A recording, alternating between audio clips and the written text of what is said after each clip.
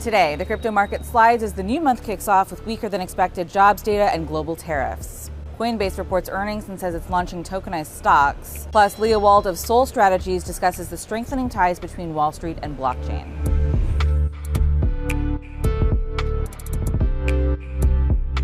Welcome to CNBC's Crypto World. I'm Tanea McKeel. The crypto market wobbling to start the month of August after President Trump unveiled his modified reciprocal tariffs on dozens of countries last night, and the market weighed weak jobs data this morning. The move triggered a wave of risk-off sentiment that drove traders to dump high-risk and volatile assets. The price of Bitcoin dipping to $115,000 after hitting a three-week low of $114,110 overnight. Ether and Solana's Sol token fell 4.5% and 5% respectively. Crypto stocks hit the hardest, Coinbase leading them lower following disappointing earnings, down 14% today.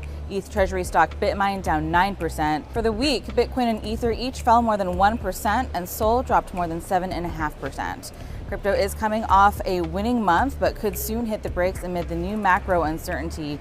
August is a month usually characterized by lower trading volumes and increased volatility, and Bitcoin could trade range-bound until a new macro catalyst emerges. Okay, let's talk about the top stories. Coinbase investors also making sense of the company's latest earnings, which dropped after the bell yesterday. Those numbers revealing light subscription revenue amid an expected lull in trading volumes. Analysts were expecting a weaker second quarter in the wake of the market's excitement in Q1, when traders positioned themselves for the upside of the Trump administration's promises to create more favorable regulatory conditions for the crypto industry.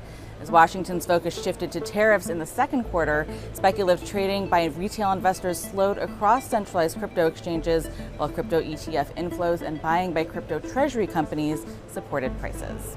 Also yesterday, Coinbase said it's planning to expand its core trading app beyond crypto. The newly imagined Everything exchange will include tokenized real-world assets, stocks, derivatives, prediction markets, and early-stage token sales.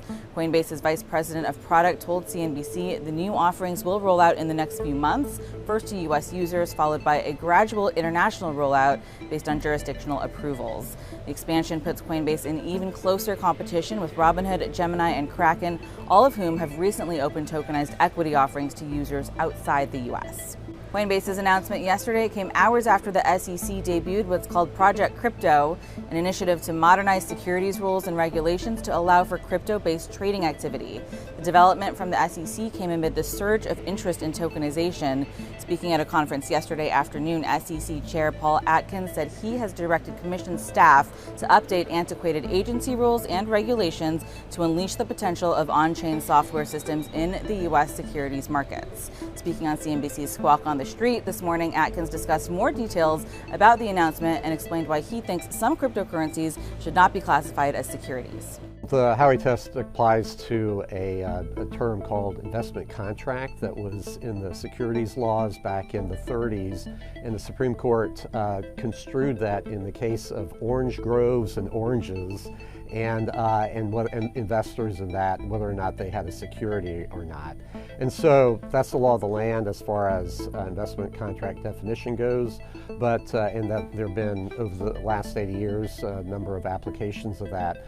But it's, in the 21st century now, we have, at the SEC, we have authority that we can use to help construe that and develop that farther into the 21st century. So we aim to do that.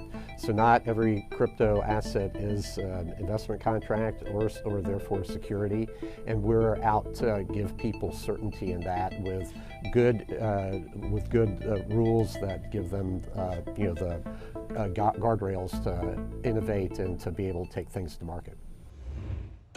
All right, let's keep talking about this marriage of blockchain and Wall Street for our main story. Crypto World's Mackenzie Sigalos spoke with Leah Wald, the president and CEO of Soul Strategies, about the rise of tokenized assets and crypto treasury strategies. So I want to start our conversation with just your reaction to this wave of adoption that we've seen from Wall Street this summer when it comes to blockchain technology. So the Circle IPO, the rise of crypto treasury companies. For a long time, the industry has talked about that aha moment when TradFi jumps into crypto. So is this that moment that we're in right now? Or are these advancements what the industry has been waiting for?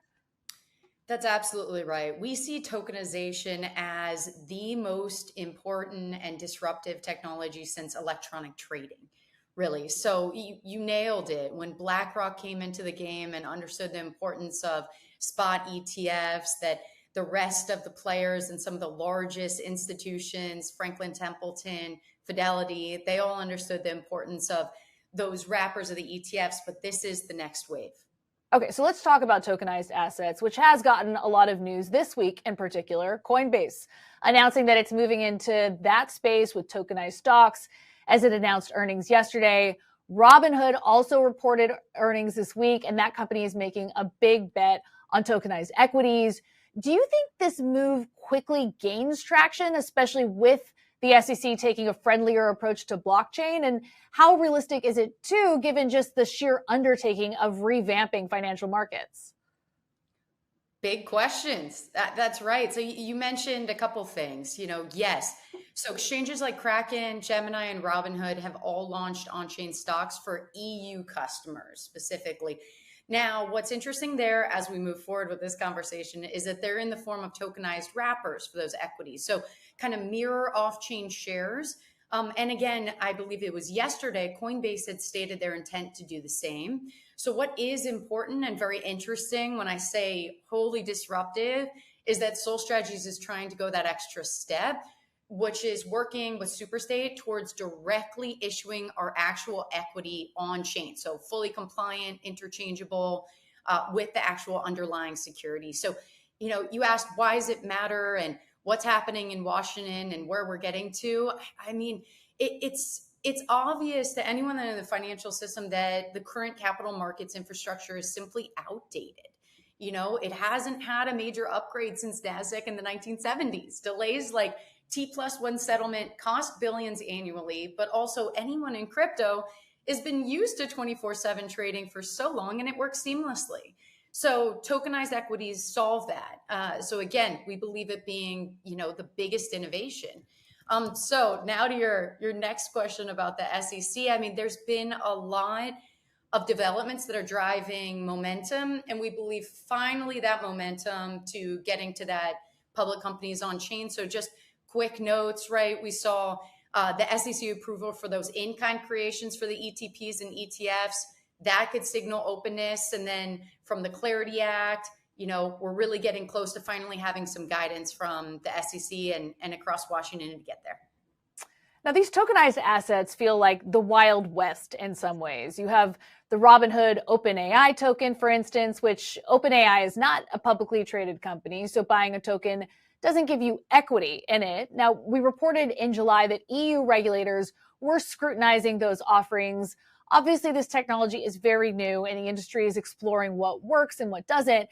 But where do you think this tech ultimately ends up? Does this get narrowed down to a very limited scope of publicly traded equities or institutional use cases? Or do you see it having broader appeal beyond that? I think the opportunity for this to completely democratize across the world access to equities, access to public companies is what makes it exciting, right? It's the fact that you can not only have that 24/7 trading that we just talked about, but globally, investors who couldn't access the brokerages, that you have certain minimums, requirements, documentation that's needed, can actually, buy these tokens and have, hopefully when we get to that state of actual common share ownership, have access. So to your point, I think that it's going to be a discoverable, healthy market of who is actually interesting to investors. Maybe it's not who we think. Maybe it's not the DATs, the digital asset treasury firms in the United States, right? Maybe it's some other completely different AI company. Maybe it's copper. It could go down the line, but getting it into that form means that investors around the world can actually access it and access it in a really meaningful way. So time will tell on what's most interesting. So let's talk about those crypto treasuries that you just mentioned. Sol Strategies fits into this trend we're seeing right now of companies popping up that offer exposure to a particular cryptocurrency or network. Your company has been doing this for a while now. So first, I want to get your reaction to this rise in the corporate crypto treasury strategy. Yeah, no, thank you. I mean, it's been a year for sure. So we actually converted our company, which was Cypherpunk Holdings, the first MicroStrategy actually that was publicly listed, from a Bitcoin holding company to a Solana infrastructure company. So that's right. It was more of a transition from Bitcoin to Solana. So kind of interesting on that front.